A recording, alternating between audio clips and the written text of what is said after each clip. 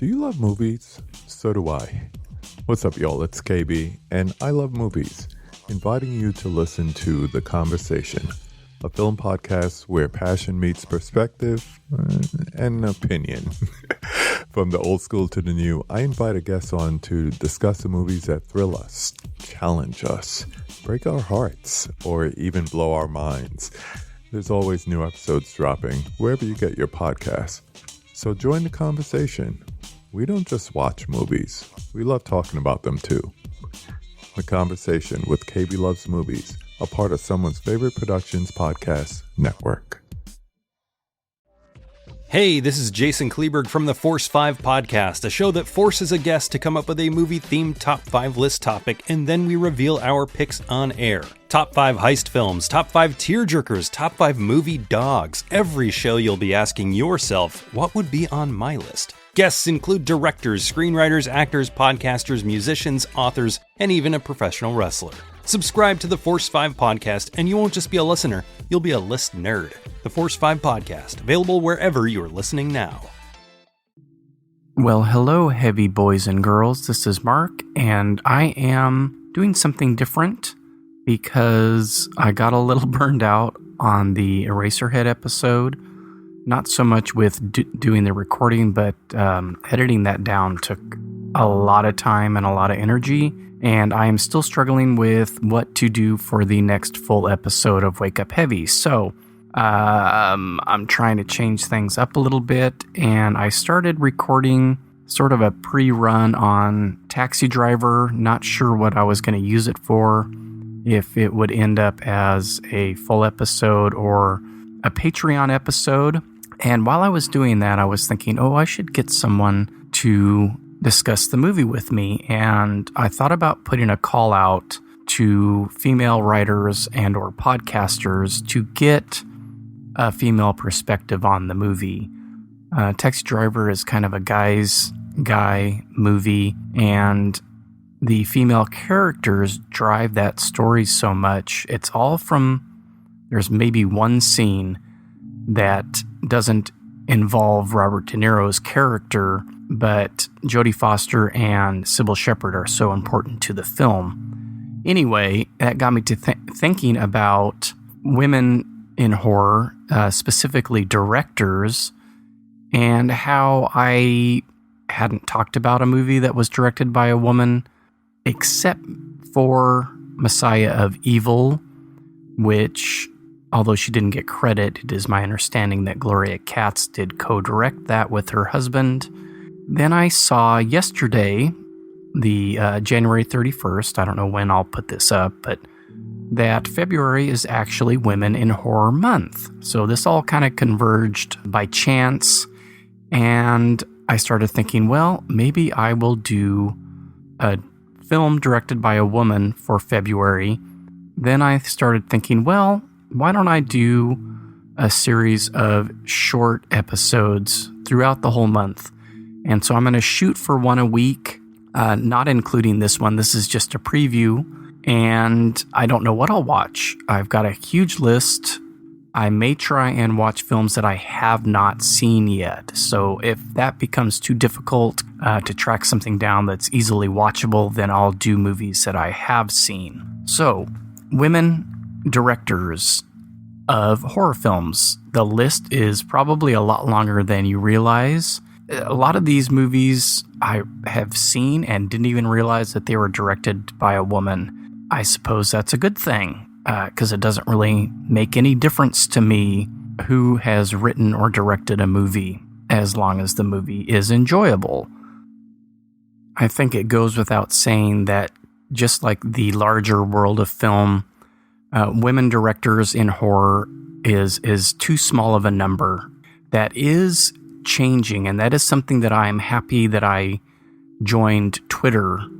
A reason that I'm happy I joined Twitter, because I'm seeing a lot more of these films exposed and pushed into the light that I may have missed before.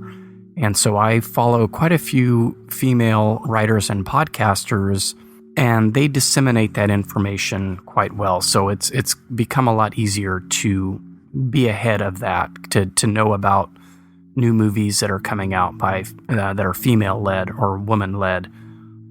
Women-led, women-directed films in horror is slowly getting a much-needed boost, and that's great. So some of the films that I watched when I was younger that were directed by women are Pet Sematary by Mary Lambert. And I think last year I finally watched the sequel that she also directed, and it's worth a look. It's interesting. It's, of course, not based on Stephen King's book. There may be callbacks to the novel, but it's not a direct link to anything that he's written. And then one of the big movies of the 80s was Catherine Bigelow's Near Dark. And I've mentioned that kind of in passing a couple of times, mainly because of Joshua John Miller being in it. And he keeps coming up and stuff. That is Jason Patric's half-brother. There, I got to make that correction from the last Why Didn't I Rent This? I always want to say stepbrother when it's half-brother. And then a movie that I actually don't care for, American Psycho, and I didn't care for the book either. It's just way too... I couldn't stand all that obsessive, compulsive behavior from the character in that New York Stock Exchange world just drove me absolutely crazy. It's a good movie, and a lot of people really like it, but that was directed by Mary Herron, who did direct one of my favorite movies, I Shot Andy Warhol. And then my wife and I watched the series Alias Grace on Netflix that I think she directed all the episodes, and we really enjoyed that. And that was another Margaret Atwood adaptation after Handmaid's Tale got kind of big. Let's see, who else do I have here? Lynn Ramsey, who directed We Need to Talk About Kevin, which stars Tilda Swinton and John C. Reilly. And it is a disturbing movie. It's not strictly horror, but it's disturbing. And then the more recent movie, You Were Never Really Here with Joaquin Phoenix, which is another really disturbing, not quite horror movie.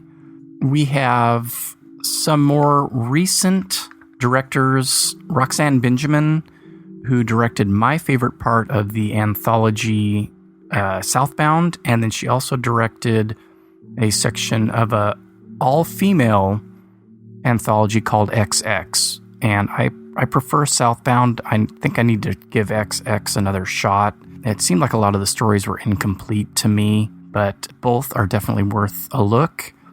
And Jennifer Kent directed The Babadook, which is oh man, that movie is hard to watch, and it's not really because of the scary stuff, but the kid in this movie will just drive you fucking crazy.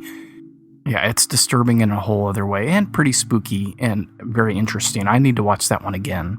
And then a couple of French directors, and these are both from within the last couple of years, Raw and Revenge. And Raw is available on Netflix, and Revenge is a Shudder exclusive, and they're both very gory.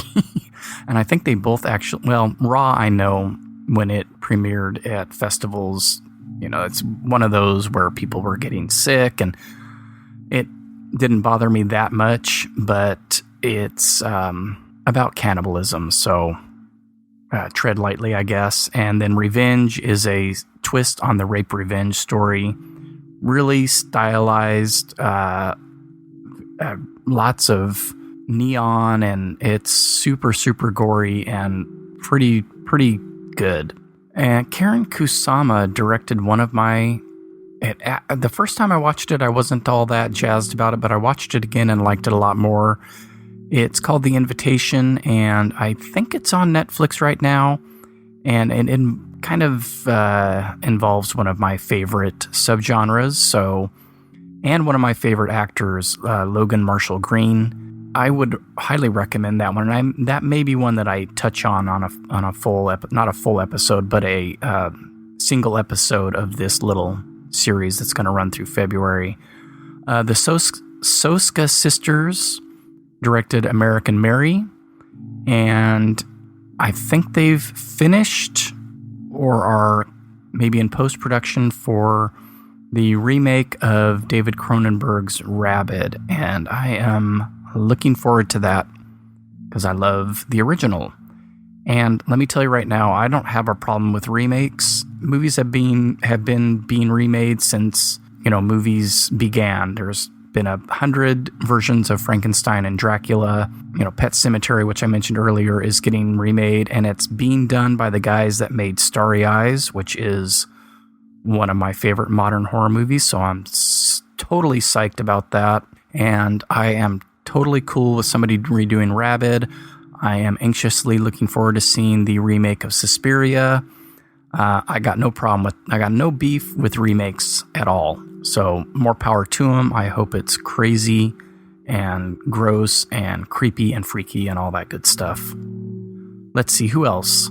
And going back a ways and diving into the exploitation arena, we've got Doris Wishman. And if I can find A Night to Dismember, I might take a look at that one because it's supposed to be really, really weird. And the production history I think it was filmed, the first part was filmed way before the second part, or they had to come in and do reshoots. So it has different people playing the same parts and all kinds of wacky stuff. So, and then Roberta Findlay as well. A lot of real sleazy exploitation movies from the 70s. And then some of the other films that have been directed by women, I've got Slumber Party Massacre, which I may very well do. That is an interesting slasher film, which I think I mentioned in the favorite horror subgenre episode. And slasher films aren't one of my favorite subgenres, but this is an interesting take on the slasher. Another cannibal movie, Ravenous, which I didn't realize when I watched it had been directed by a woman.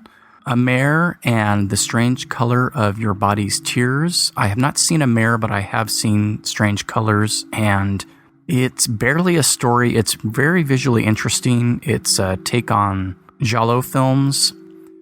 Trouble Every Day by Claire Denis, and she has a new film coming out that looks really, really interesting called High Life. Jennifer's Body, and that's also by Karen Kusama. Honeymoon, and I'm pretty sure that's available either on Shudder, Netflix, or both, and that's a pretty interesting kind of body horror. Prevenge by Alice Lowe is a Shudder exclusive movie that is definitely worth a look. She is great. She is in a movie called The Sightseers by Ben Wheatley that's just fucking crazy. The Love Witch by Anna Biller. Kiss of the Damned. Back in the 70s, we had The Velvet Vampire. And another more modern one, Always Shine, which I watch. I think that's another Shudder exclusive. So another reason to subscribe to Shudder so you can see these women-helmed films.